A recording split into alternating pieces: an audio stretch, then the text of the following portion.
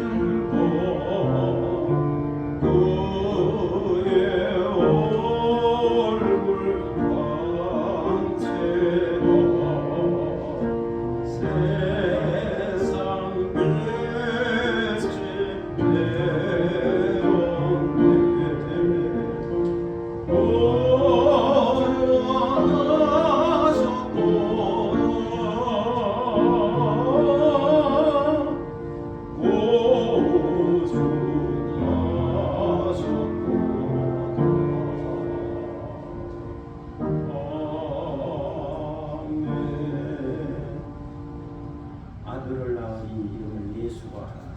이는 그가 자기 백성을 그들의 죄에서 구원할 자이심이라. 말씀이 유신이 되어 우리 가운데 거하시며 우리가 그의 영광을 보니 아버지의 독생자의 영광이요 은혜와 진리가 충만하더라. 하나님의 영이시니 예배하는 자가 신령과 진리로 예배할지니라. 아멘.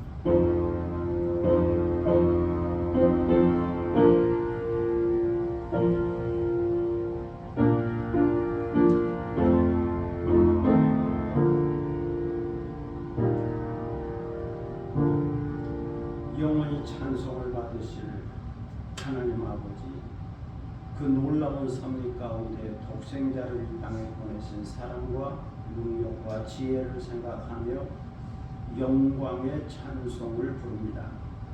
어둡고 제약된 세상에 구원의 빛으로 오신 구주 예수 그리스도의 은혜를 찬송합니다. 오늘도 크리스마스를 발견하고 깨닫게 하시고 주님 다시 오시는 그날까지 거룩한 길로 인도하여 주시는 성령의 감동과 감화와 교제하심을 경배합니다. 성부, 성자, 성령 삼위일체 하나님께 세세 무궁토록 영광이 있을지어다. 아멘. 다 함께 일어서셔서 찬송가 122장 부르시겠습니다.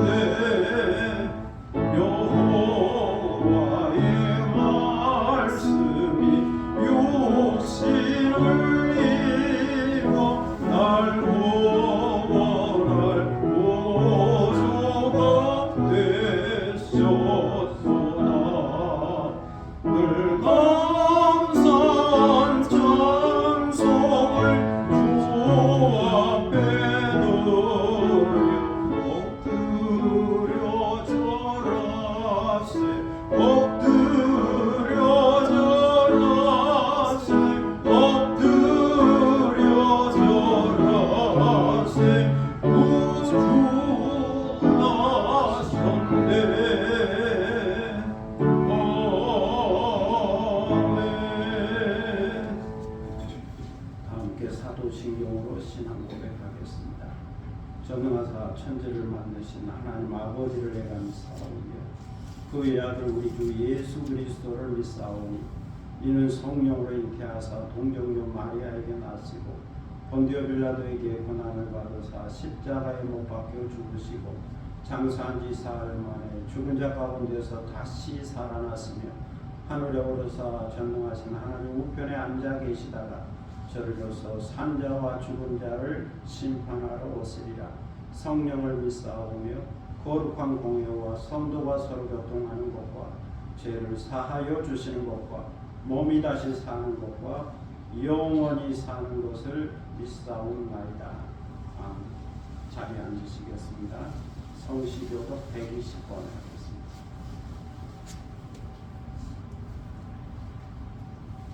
성시교독 120번 성탄절 두 번째 말씀을 함께 교독하도록 하겠습니다. 찬송하리로다 주 이스라엘의 하나님이여 그 백성을 돌보사 성량하시며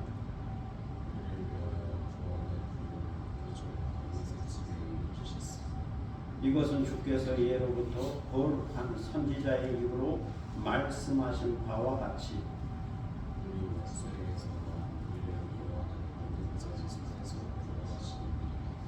우리 조상을 긍휼히 여기시며 그 거룩한 언약을 기억하셨으니 우리가 원수의 손에서 건지심을 받고 종신토록 주의 앞에서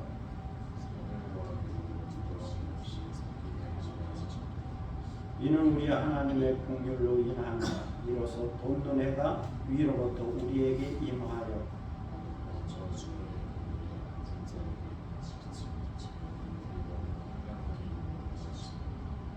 그러므로 주께서 친히 징조를 너희에게 주실 것이라.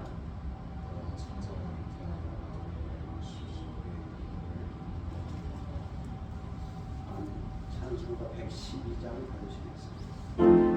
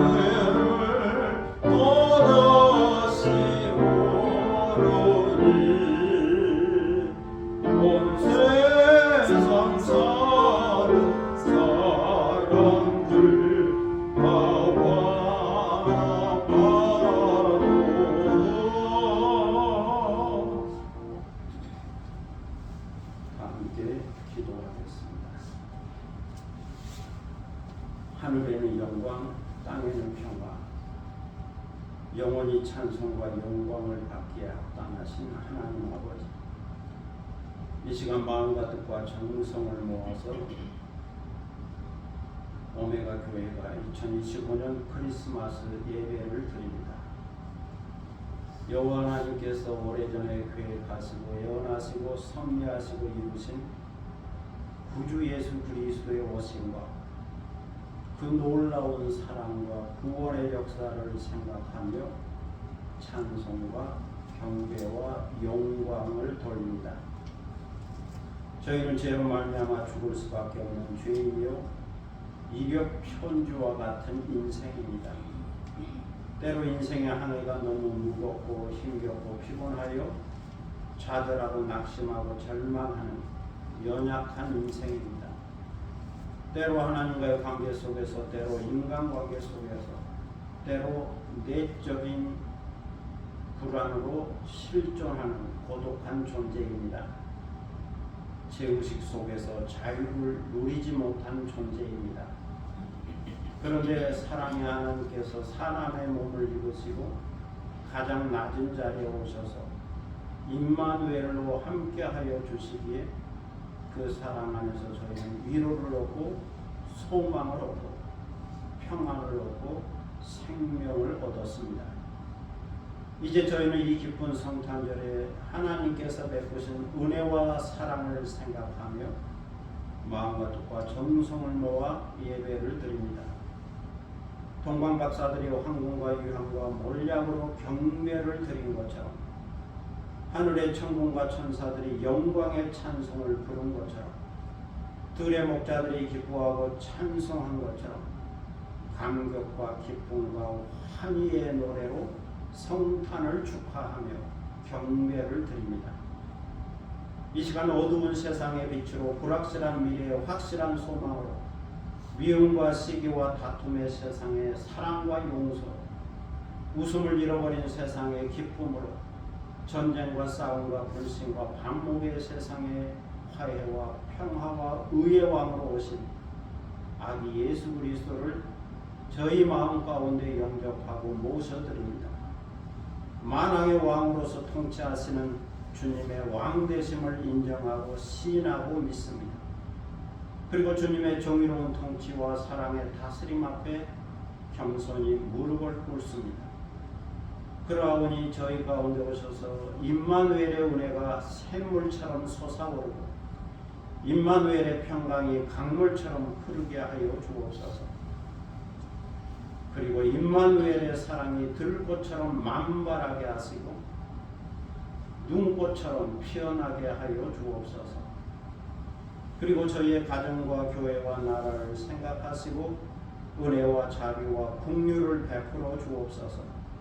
저희를 강복하여 주시되 건강과 치유와 회복과 번영과 행복이 있게 하여 주옵소서.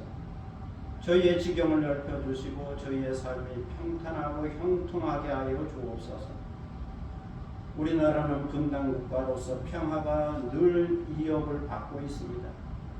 평화의 왕이신 주님의 통치와 다스림을 거부하고 거역하는 세력에 의하여 많은 사람들이 고통을 당하고 있습니다. 이 땅을 보고 살피시어 이 땅을 고쳐주시고 정의와 평화와 대화가 있게 하여 주옵소서. 그리고 세계 곳곳에서는 분쟁과 갈등과 테러와 전쟁과 재난의 소식이 있습니다. 간구하오니 갈등과 분쟁이 중단되게 하시고 거짓과 어둠의 세력이 물러가게 하여 주옵소서. 교만과 위선의 옷을 벗어버리게 하셔서 사랑과 진실이 만나고 전쟁이 종식되고 정의와 평화가 입을 맞추는 세상이 되도록 인도하여 주옵소서. 이 시간 저희는 하나님의 말씀 앞에 있사오니 임마누엘 예수 그리스도의 놀라운 비밀을 알게 하시고 깨닫게 하여 주옵소서. 베들레헴 가장 낮은 곳 구위에 오신 아기 예수를 영접하고 경배하게 하여 주옵소서. 그리고 예수 그리스도의 의로운 통치를 받아들이도록 인도하여 주옵소서. 이 땅에 아기 예수를 보내신 하나님의 사랑을 알게 하시고 배우게 하셔서 그 그 사랑의 마음을 간직한 그리스도인으로 살게 하여 주옵소서. 세상의 빛으로 오신 주님을 따라 세상의 빛과 소금으로 살게 하여 주옵소서. 감사와 찬송과 존귀와 영광을 하나님 아버지께 올려드리오며 평화의 왕 구주 예수 그리스도의 이름으로 기도드립니다. 아멘.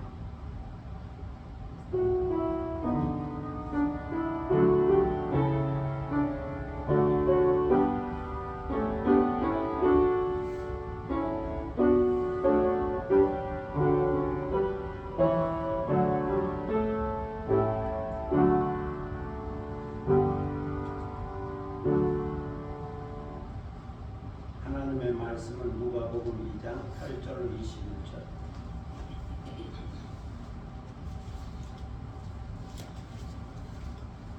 누가복음 2장 8절로 20절까지. 누가복음 2장 8절로 20절.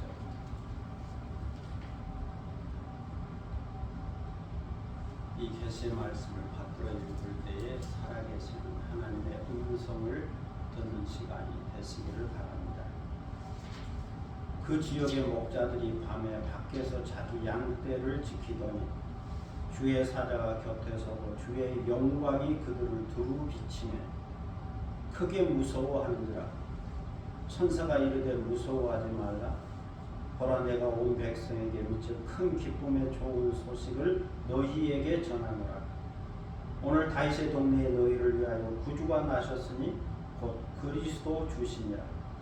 너희가 가서 강보에 쌓여 구유에 뉘어 있는 아기를 버리니 이것이 너희에게 표적이니라 하더니 호련히 수많은 천군이 그 천사와 함께 하나님을 찬송하여 이르되 지극히 높은 곳에서는 하나님께 영광이요 땅에서는 하나님이 기뻐하시는 사람들 중에 평화로다 하니라. 천사들이 떠나 하늘로 올라가니 목자가 서로 말하되 이제 베들레헴으로 가서 주께서 우리에게 알리신 바 이 이루어진 일을 보자 하고 빨리 가서 마리아와 요셉과 구유에 누인 아기를 찾아서 보고 천사가 자기들에게 이 아기에 대하여 말한 것을 전하니 듣는 자가 다 목자들이 그들에게 말한 것들을 놀랍게 여기되 마리아는 이 모든 말을 마음에 새기어 생각하니라. 목자들은 자기들에게 이르던 바와 같이 듣고 본 그 모든 것으로 인하여 하나님께 영광을 돌리고 찬송하며 돌아가니라. 아멘. 찬양하겠습니다. 찬송가 622장 1절 2절 간주 3절 하겠습니다.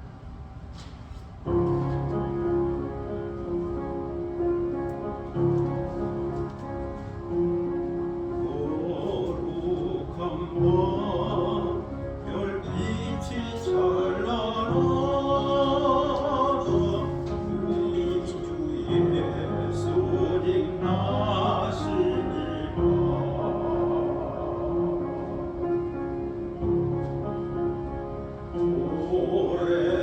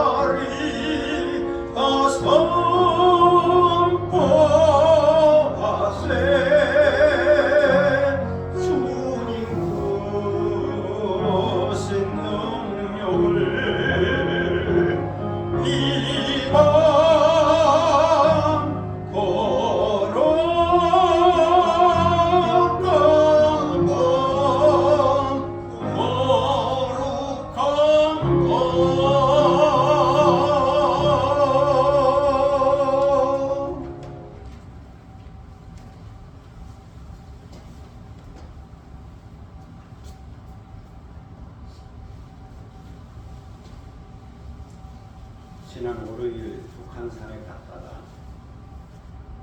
바위에 붙어있는 고두름을 보았습니다. 그 고두름을 보면서 지나가며 혼자 말했죠. 그래, 보통은 아래에서 위로 자라는데 고두름은 위에서 아래로 자라지. 그러면서 스치는 생각이 위로부터 아래로였습니다. 위로부터 아래로. 크리스마스, 우리 주님 예수 그리스도의 오심이 바로 위로부터 아래로라고 말할 수 있죠. 위로부터 아래로. 거기에 사랑이 있고 섬김이 있고 낮아지심이 있습니다.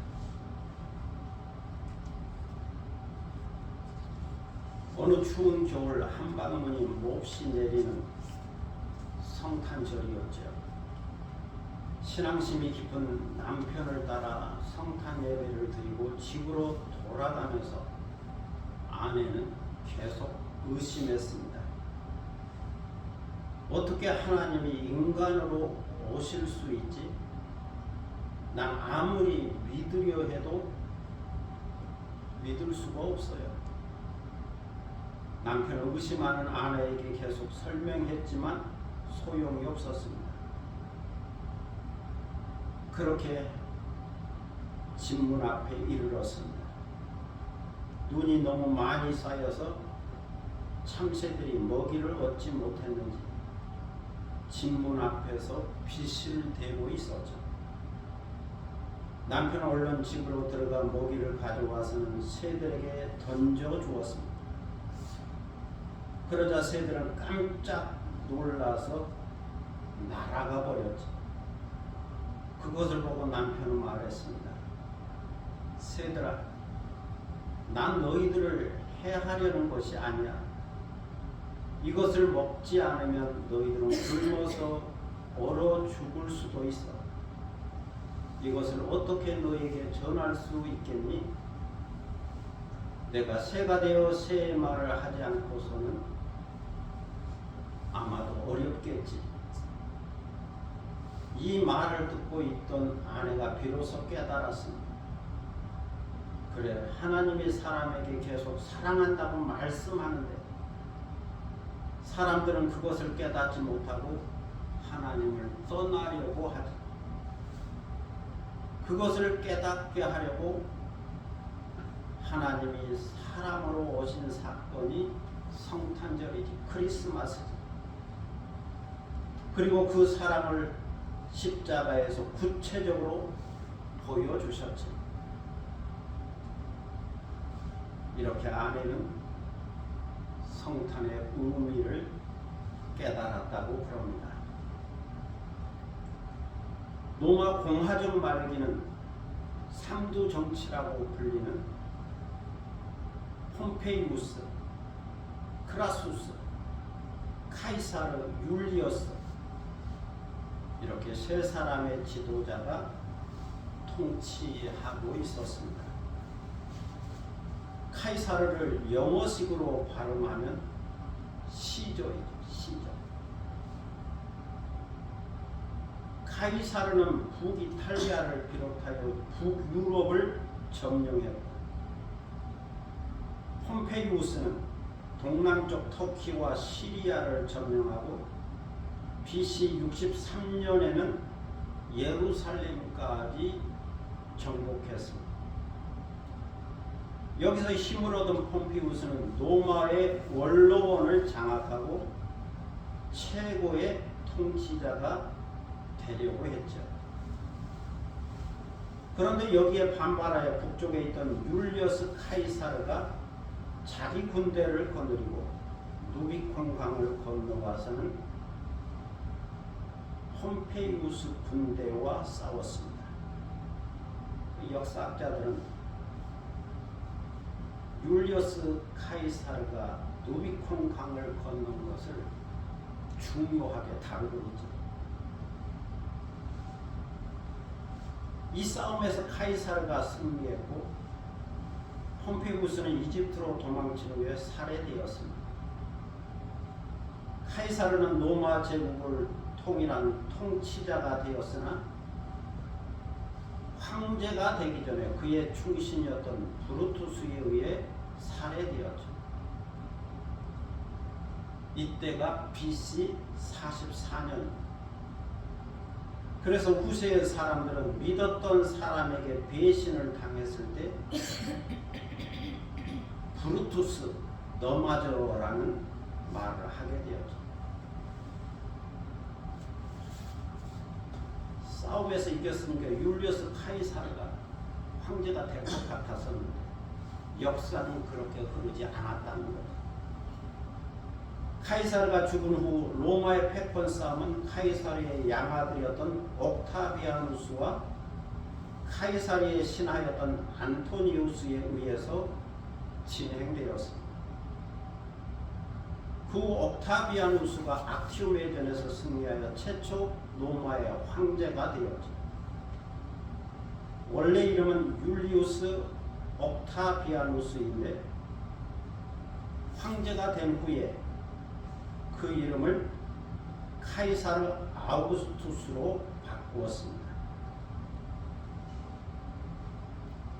갈리우스, 율리우스, 카이사르, 옥타비아누스, 아우구스티누스 이름이 상당히 기는데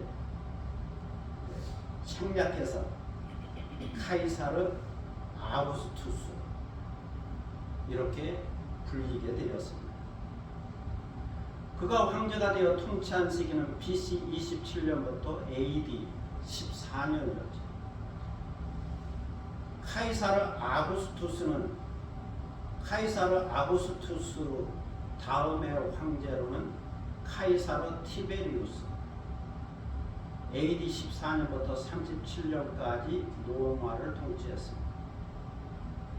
그러니까 예수님이 태어날 때의 황제는 카이사르 아구스투스고 예수님이 십자가에 달릴 때는 카이사르 티베리우스가 황제였다는 거죠. 로마의 황제.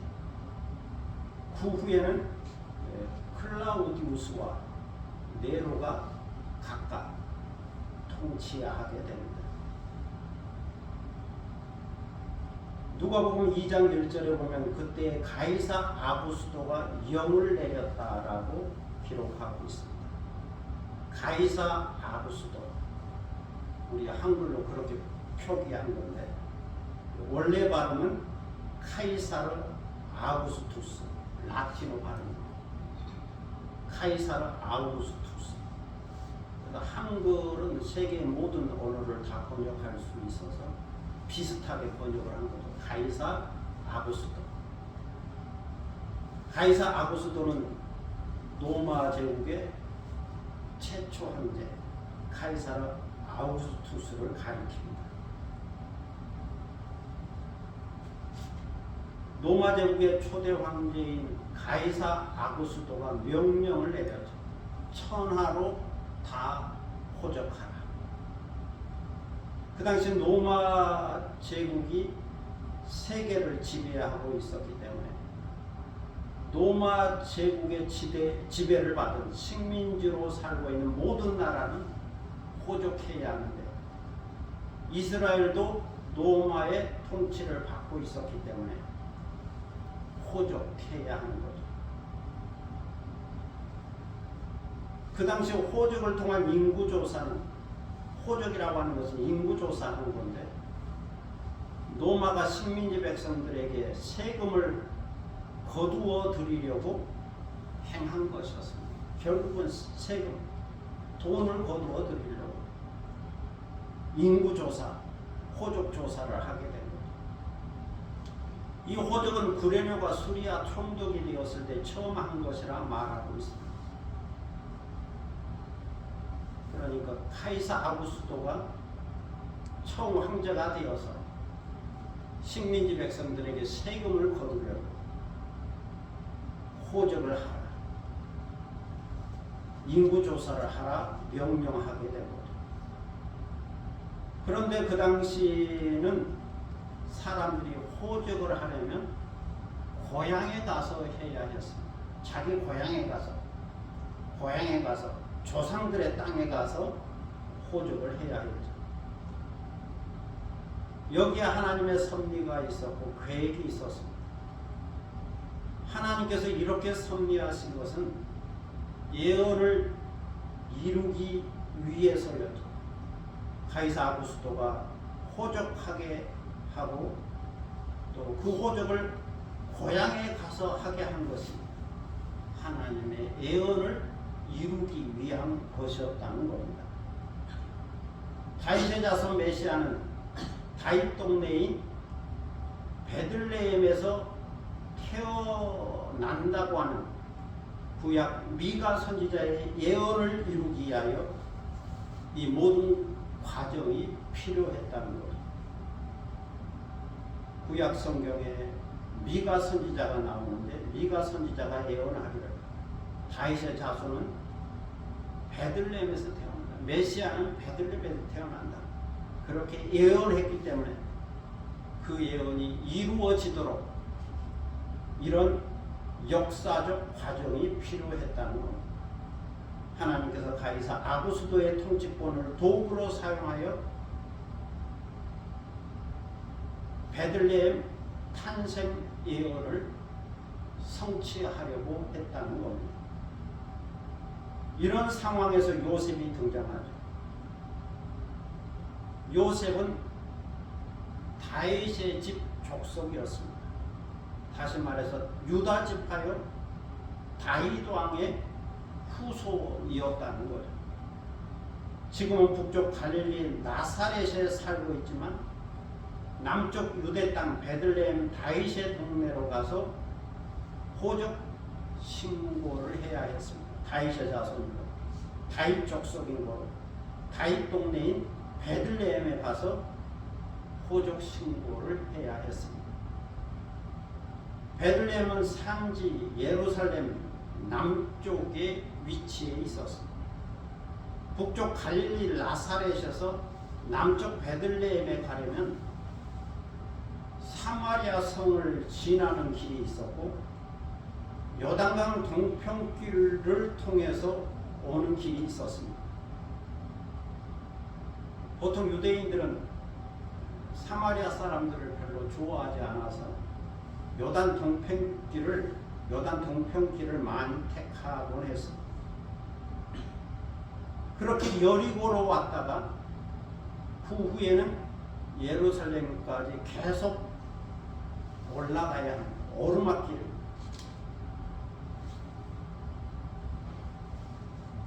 먼저 올리브산을 넘은 다음에 감람산이라고 표현하고 있는데 올리브산을 넘은 다음에 예루살렘을 지나서 남쪽으로 좀 더 가면 산지 베들레헴이 나옵니다. 예루살렘도 그렇고 베들레헴도 그렇고 다 산지 높은 지역에 있었기 때문에 누가복음 2장 5절에 보면 요셉이 그 약혼한 마리아와 함께 호적하러 올라갔다라고 기록하고 있습니다. 이 지리적 표현을 쓴 거죠. 호적하러 올라갔다. 북쪽에서 남쪽으로 가니까 북쪽에서 남쪽으로 내려갔다. 그렇게 표현하지 않고 호적하러 올라갔다. 왜냐하면 산지 예루살렘과 베들레헴이 높은 지역이기 때문에 산지이기 때문에 올라갔다는 표현을 쓰게 됩니다. 특히 여리고에서 올라가는 거죠. 이 먼 길을 그 당시 남자들은 주로 걸어서 다녔습니다. 그리고 여성들과 아이들은 나귀를 타고 다녔죠. 마리아가 잉태하고 임신했기 때문에 아마도 나귀를 타고 갔을 거라 그렇게 추정할 수 있습니다. 그렇게 산지마을 베들레헴에 도착하여 여관을 찾았죠. 머물 방을 찾았죠. 빈 방을 찾았죠. 그러나 그 어디에도 빈 방은 없었습니다. 먼저 호적하러 내려온 자들이 있었기 때문에 아마도 그들이 다 차지해 버려서 빈 방을 찾기가 어려웠던 것으로 보여집니다. 그래도 요셉은 포기하지 않고 기도하는 마음으로 이 집 저 집을 돌아다니며 문을 두드렸죠. 여보세요? 빈 방 있습니까? 아내가 임신했는데 곧 해산을 하려고 합니다. 혹시 빈 방 있습니까? 그렇게 헤매고 다니다가 어떤 집 주인이 한마디 하죠. 방은 없고 우리 집 지하에 양과 나귀를 키우는 마구간이 하나 있는데 그거라도 쓰겠어. 젊은 세대기 고생이 많구려. 냄새가 조금 나겠지만 그래도 새로운 풀이나 꼴을 깔면 조금 나을 것이요. 그래요. 그렇다면 그거라도 주세요. 고맙습니다. 그렇게 해서 들어가는 것이 지하 마구간입니다. 마구간 그러면 우리는 초원의 아름다운 풍경이 펼쳐져 있는 초원의 마구간을 상상하는데 베들레헴 마구간은 그런 초원의 마구간이 아니었죠. 고대 베들레헴은 평지의 초원이 아니었습니다. 평지가 아니었죠. 산 위의 마을이었죠. 그런데 이 베들레헴은 돌산이었죠. 석회암층으로 이루어진 돌산. 우리나라 산하고는 전혀 다른 석회암층 돌산이었습니다. 이러한 산 위에 집을 짓고 살았죠. 집을 지으려면 먼저 지하를 팠습니다. 석회암층이기 때문에 잘 파졌고 공기가 들어가면 굳어지는 거죠. 그리고 그 위에 집을 지었습니다. 이렇게 집을 지은 다음에 석회암층으로 이루어진 지하 1층에는 낙이나 양과 같은 가축들을 키우고 사람들은 1층에 살았습니다.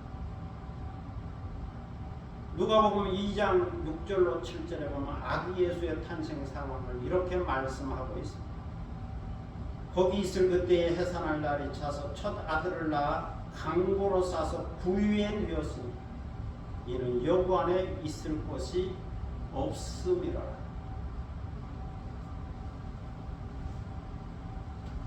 여기 보면 여관이 아닌 지하 1층에 마구간이 묘사되고 있습니다. 마구간, 낙이나 양의 집인 거죠. 그리고 구유가 있습니다. 낙이나 양이 먹는 그릇, 밥통, 밥을 먹는, 꼴을 먹는 밥통이 구유죠. 지하 1층 마구간, 낙이나 양의 집, 그리고 구유가 의미하는 바가 무엇일까요? 그것은 하나님의 아들이요 만왕의 왕이신 그리스도가 낮은 자의 모습으로 오셨고 섬기는 자의 모습으로 오셨다는 것을 의미합니다. 구주하기 예수가 겸손한 자의 모습으로 오셨다는 것. 그렇게 구주 예수 그리스도는 사람이 살 수 없는 곳, 사람이 머물 수 없는 곳, 가축이나 머물러 있는 곳에서 나셨습니다. 어둡고 냄새나고 누추한 곳에 오셨죠. 겨울이라면 춥고 불편한 곳에 오셨죠. 그리고 구유에 누웠습니다. 밥통에 누운 것. 가축의 밥통에 누웠다. 이것은 구주 예수 그리스도가 낮은 자, 가난한 자, 춥고 배고프고 소외된 자들의 친구가 되고 위로자가 되고 구원자가 되기 위하여 왔다는 것을 보여주고 있습니다. 가장 낮은 사람의 친구가 되려고 오셨다는 거죠. 그래서 구유에 누이신 겁니다. 지하 구유에 누였다. 그런데 아기 예수가 태어나던 밤 베들레헴 지역의 목자들이 자기 양떼를 들에서 지키고 있었죠. 주의 사자와 천사가 곁에 서고 주의 영광이 그들을 두루 비추었죠. 그러자 목자들은 갑자기 일어난 일에 대하여 크게 무서워했습니다. 두려워했습니다. 그때 천사가 그들에게 말하죠. 무서워하지 말라. 보라 내가 온 백성에게 미칠 큰 기쁨의 좋은 소식을 너희에게 전하노라. 오늘 다윗의 동네에 너희를 위하여 구주가 나셨으니 곧 그리스도 주시니라. 너희가 가서 강구의 사야 부유에 누워 있는 아기를 보리니 이것이 너희에게 표적이니라. 여기 보면 천사들은 예수님의 탄생을 큰 기쁨의 좋은 소식이라 말씀하고 있습니다. 이것은 복음이다. 이것은 좋은 소식이다. 기쁜 소식이다. 굿뉴스다. 왜 그럴까요? 첫째는 지극히 높으신 하나님의 아들이 오셨기 때문입니다. 구약에서 예언한 메시아가 오셨기 때문이죠. 그래서 큰 기쁨의 좋은 소식이라는 겁니다. 둘째는 구주가 오셨기 때문이죠. 우리를 죄로부터 구원하고 율법의 정죄로부터 구원하고 죽음과 심판으로부터 구원할 구주, 구세주가, 구원자가 오셨다는 것. 아기 예수는 구원자라, 구세주로 오셨다는 것. 그리스도로 오셨다는 것. 만왕의 왕으로 오셨다는 것. 그래서 큰 기쁨의 좋은 소식이라는 것.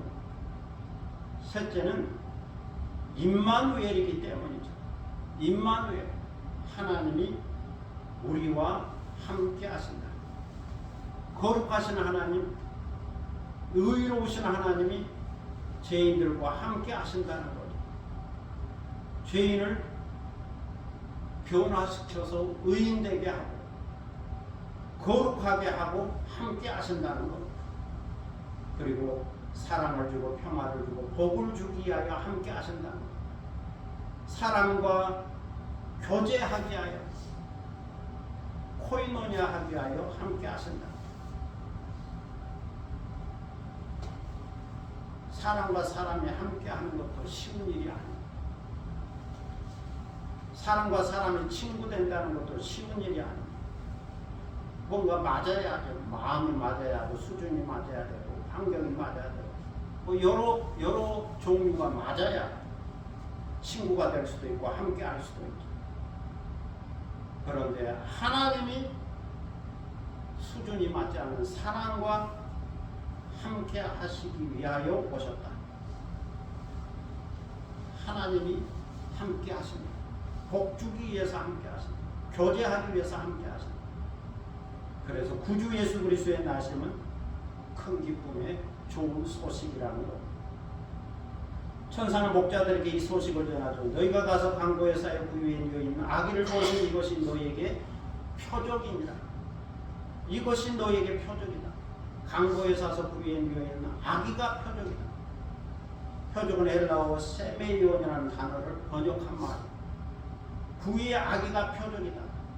여기에 상징이 있고 사인이 있고 의미가 있고 뜻이 있다는 거죠. 이것은 하나님께서 하신 일이요 능력이요 역사인데 여기에 계시적 의미가 있다. 하나님이 하시는 놀라운 일이 있다. 그래서 표적이라고 말하게 됩니다. 어떤 사건이 있을 때 이것은 단순한 사건이 아닙니다. 우연한 사건이 아닙니다. 이 사건 속에 이 기적 속에 반드시 의미가 있고 뜻이 있습니다. 말씀이 있습니다. 계시가 있습니다. 이 계시적 사건을 통하여 하나님께서는 자신의 마음과 뜻과 계획과 경륜과 섭리를 보여주십니다. 하나님께서 자신이 어떤 분이신지를 보여주고 어떤 뜻과 계획을 갖고 계시는지를 나타내십니다. 이처럼 하나님께서 자신을 보여주고 자신의 뜻을 나타내는 것을 가리켜 세메이어 표적이라고 말하게 됩니다. 그래서 베들레헴 마구간 구유에 누워있는 아기 예수 사건은 하나님이 보여준 표적이다. 사인이다. 하나님께서 구체적으로 보여주는 표적이라는 것. 여기에 하나님께서 말씀하고자 하시는 의미가 있고 뜻이 있고 계시가 있다는 것. 그러면 구유에 누우신 아기 예수 사건 속에는 어떤 표적이 있을까요? 어떤 의미와 뜻이 있을까요? 거기에는 하나님의 인자와 성실, 사랑과 진실, 언약이라고 하는 표적이 있습니다. 하나님의 사랑과 진실이 구유에 누우신 아기 예수 안에 나타나 있다는 겁니다. 하나님이 세상을 이처럼 사랑하사 독생자를 주셨으니 이 말씀처럼 하나님의 사랑과 진실이 표적 속에 담겨져 있습니다. 그 위에 누워있는 아기 예수를 보라. 이것이 내가 너희를 사랑한다는 증거요 사인이요 표적이다. 이 사랑을 다른 말로 표현할 때 임마누엘이라 말하게 됩니다. 하나님이 우리와 함께 하신다는 사인이 바로 표적이라는 것. 오늘 천사는 말합니다. 구주가 나셨다. 그리스도가 나셨다. 그러니 가서 강보에 쌓여 그 위에 누워있는 아기를 보라. 이것이 너희에게 표적이다. 이렇게 표적을 말씀하신 후에 13절로 14절에서 호련히 수많은 천군이 그 천사들과 함께 하나님을 찬송했습니다. 수많은 천군들이 있었다. 하늘에 군사들이 있었다. 천사들이 있었다. 하늘에 사자들이 있었다. 천군과 천사. 천군과 천사가 있는 겁니다. 우리 눈에 보이지 않지만 천군과 천사들이 있는 거죠. 목자들이 그 천군과 천사들을 본 거죠. 그 천군과 천사들이 찬송한 거죠. 지극히 높은 곳에서는 하나님께 영광이요 땅에서는 하나님이 기뻐하신 사람들 중에 평화로다. 아기 예수의 오심은 하나님께 영광이라는 거죠. 하나님의 아들이 이 땅에 오신 사건이 하나님께 영광이 된다. 하나님의 경륜과 뜻과 계획과 예언이 이루어지고 성취되기 때문이죠. 이 모든 것을 우리를 위한 하나님의 특별한 은혜요 계획요 뜻이라고 믿고 수용하고 감사하고 찬송하면 그 모든 것이 하나님께 영광이 된다는 겁니다. 그리고 하나님의 보내신 자 예수 그리스도를 믿으면 그것이 하나님께 영광이 된다는 겁니다. 그리고 땅에 살고 있는 우리가 아기 예수를 기쁨으로 영접하고 수용하고 받아들이면 우리 안에 평화가 임하게 됩니다. 아기 예수의 오심을 기뻐하고 축하하고 즐거워하고 마음속에 영접하고 그 통치를 받아들이면 우리 안에 내적인 평강이 임하게 됩니다. 하나님이 기뻐하신 사람들, 하나님의 은혜를 입은 사람들, 하나님의 사랑을 받은 사람들, 임마누엘을 경험한 사람들, 그들에게 평화와 구원이 임하게 된다는 겁니다. 오늘 성경 15절 이하에 보면 천사들은 떠나고 목자들은 서로 말해 이제 베들레헴으로 가서 주께서 우리에게 알리신 바 이루어진 일을 보자. 그리고는 빨리 가서 마리아와 요셉과 그 위에 누인 아기를 찾아서 살펴보았습니다. 그리고 천사들이 자기들에게 이 아기에 대하여 말한 것을 전했다. 그러자 듣는 자가 모두 다 목자들이 그들에게 말한 것들을 듣고 놀랍게 여겼습니다. 깜짝 놀라고. 그런데 마리아는 이 모든 말을 마음에 새기고 깊이 생각했습니다. 놀라는 것으로 끝나지 않고 마음에 새겼다. 그리고 목자들은 자기들에게 이르던 바와 같이 듣고 본 그 모든 것으로 인하여 하나님께 영광을 돌리고 찬송하며 돌아갔습니다. 누가복음은 천사의 증언과 목자들의 증언을 통하여 구주 예수 그리스도가 베들레헴 마구간에서 나셨다라고 말씀합니다. 임마누엘 하나님의 아들이 우리와 함께 계십니다. 그리고 이것은 큰 기쁨의 좋은 소식이요 복음이요 표적이라고 말해주고 있습니다. 그래서 하나님께는 영광이요 이것을 믿고 수용하고 영접한 사람에게 하나님이 기뻐하는 사람들에게는 평화라는 것.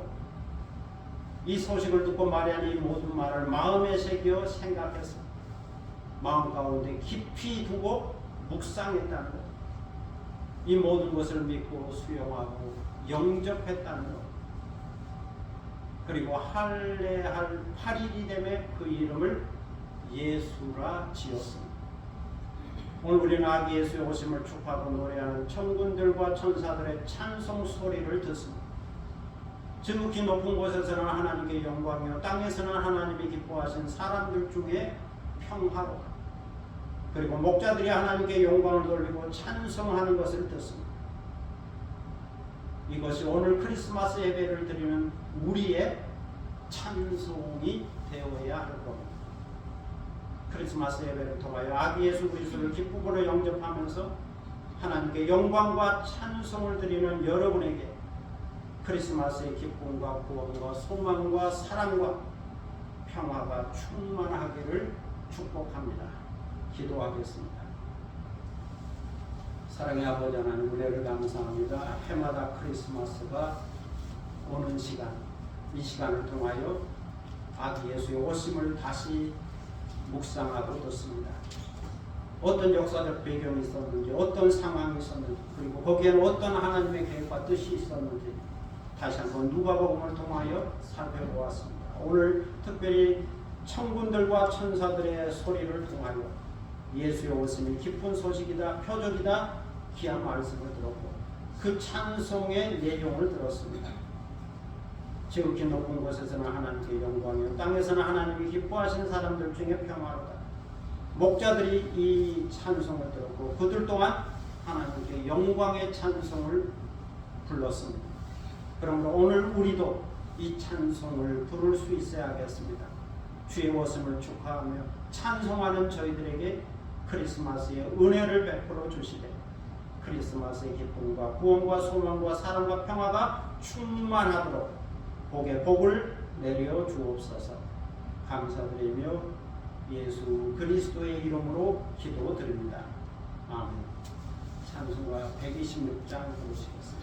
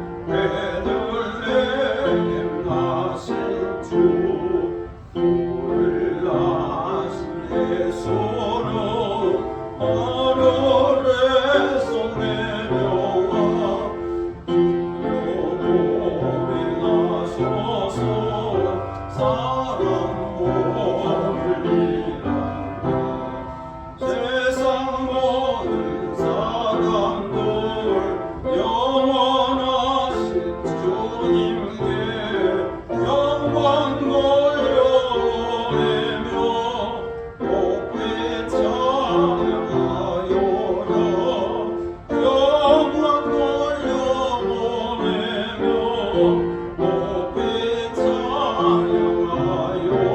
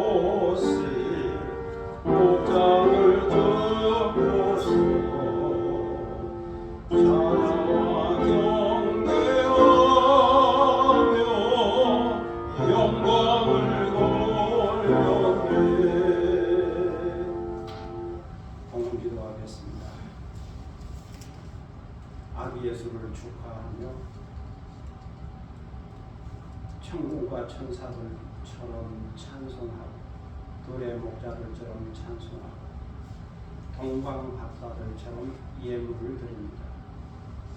우리 마음의 뜻과 정성을 모아 이 예물을 드리오니 주여 받으시고 호명하여 주시고 오늘 드리는 성탄 예배를 더욱 값지게 하고 빛나게 하고 아름답게 하는 복된 예물이 되게 하여 주시고 드리는 손길을 기억하셔서 성탄의 큰 복으로 강복하여 주시고 언제나 기쁨과 평화가 넘쳐나도록 복에 복을 더하여 주옵소서. 감사드리며 예수 그리스도의 이름으로 헌금기도 드립니다. 아멘. 자리에 앉으시겠습니다.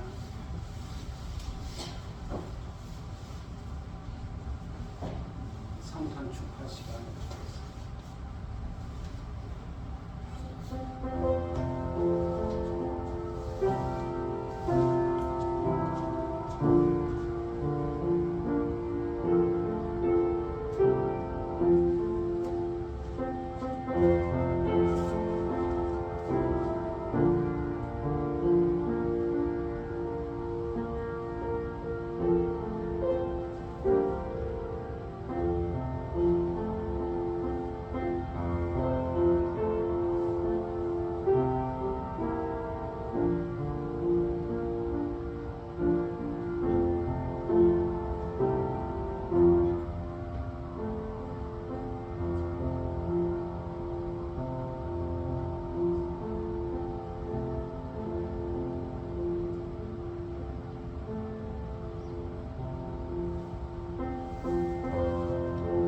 생일 축하드리겠습니다.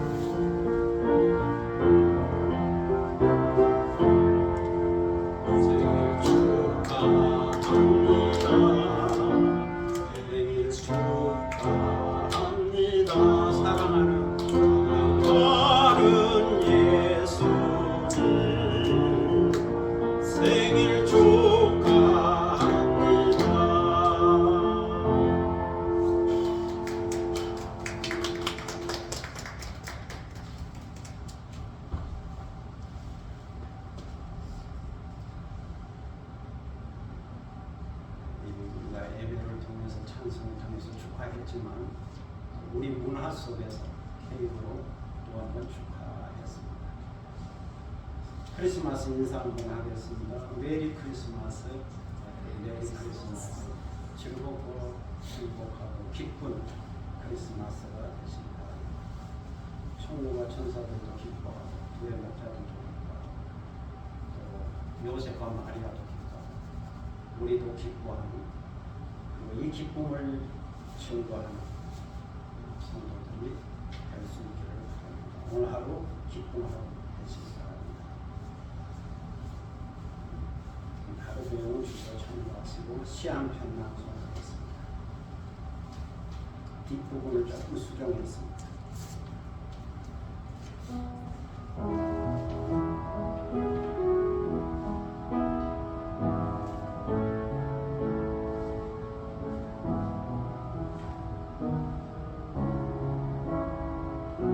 크리스마스에는 사랑하게 하소서. 크리스마스에는 샘물처럼 솟아오르는 기쁨을 찬양하게 하소서. 새벽 하늘의 별빛처럼 새벽나무의 눈꽃처럼 청하는 영혼의 노래로 크리스마스에는 촛불처럼 불타오르는 희생으로 사랑하게 하소서. 말구유의 예수처럼 십자가의 예수처럼 비천한 자가 높아질 때까지 크리스마스에는 산처럼 함께 만들어가는 아름다움을 더불어 살게 하소서. 임마누엘 예수처럼 크리스마스 트리처럼 동행이 가장 소중한 것이 알 때까지 크리스마스에는 강복하신 하나님의 마음으로 축복하게 하소서. 야곱이 요셉을 축복한 것처럼 제사장 아론이 이스라엘을 축복한 것처럼 주는 자가 복을 받을 때까지. 네, 감사합니다. 크리스마스에는 사랑하고 축복하는 복을 비는 그런 날이 될 수 있기를 바랍니다. 이제 다 함께 일어서셔서 찬송가 125장 부르시겠습니다.